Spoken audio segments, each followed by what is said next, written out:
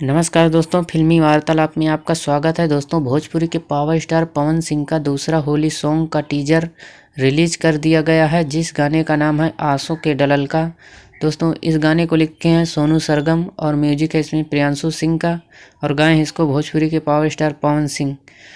और जोड़ी इसमें देखने को मिली है आपको पावर स्टार पवन सिंह और डिम्पल सिंह की। दोस्तों, टीजर बहुत शानदार है, बहुत लाजवाब है। इसमें म्यूजिक भी बहुत कमाल का है और पावर स्टार पवन सिंह का लुक भी बहुत शानदार है।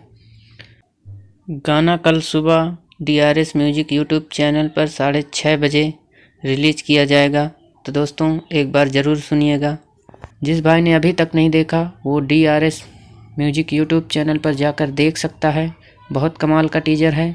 तो दोस्तों, टीजर अच्छा लगा हो तो कमेंट करके ज़रूर बताइएगा, और वीडियो अच्छी लगी हो तो वीडियो को लाइक कर दें और चैनल को ज़रूर सब्सक्राइब कर लें ऐसे ही अपडेट पाने के लिए।